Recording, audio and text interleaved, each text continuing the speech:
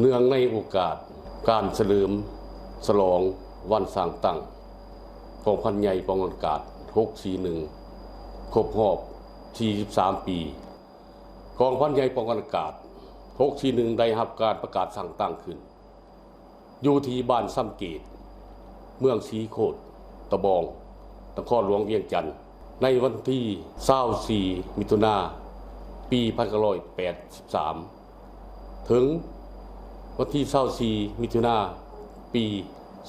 2026พอดีครบรอบ43 ปีกองพันใหญ่กองอากาศ641แม่นกองพันใหญ่ผสมพาหนะอาวุธที่กันถึงประกอบให้มี3กองพันน้อยมี2กองห้อยขึ้นกับเกี่ยวกับหน้าที่การเมืองต้นตอของกองพันเฮาแม่นเป็นกองพันใหญ่เอกราชเว้าถึงเวียงงานพรรคเวียงการเมืองก็เป็นคณะพรรคเอกราชใต้การสี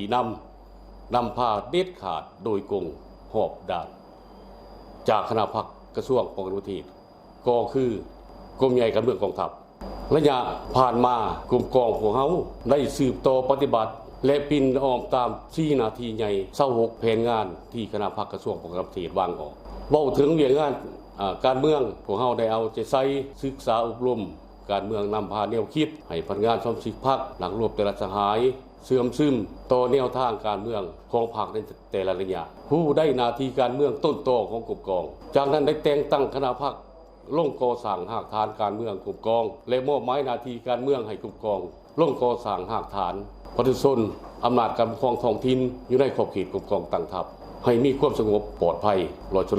100%จากนั้นกลุ่มกองของเฮาก็ได้จัดตั้งนำพาในการปรับปรุงระเบียบแบบแผนของกลุ่มกองเป็นต้น7ระบบ18เวียดให้เข้มงวดและได้ลงเผยแพร่เกี่ยวกับกำหนดกฎระเบียบของกองทัพอยู่ใน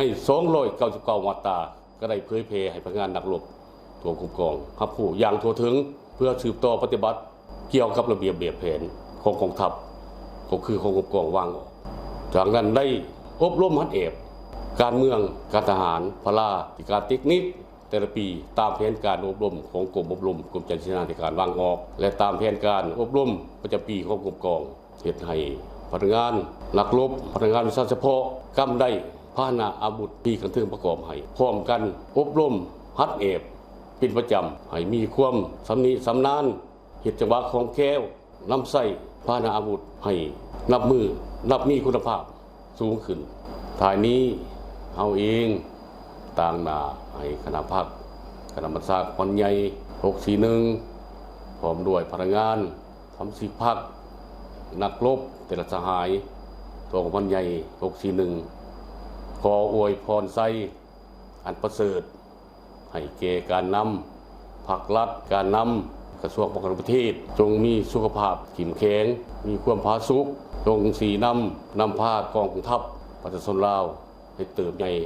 เข้มแข็งขึ้นเป็นก้าวเว้ารวมบอกเฉพาะสีนำพาเรารบป้องกันอากาศของพวกเราให้เติบใหญ่เข้มแข็ง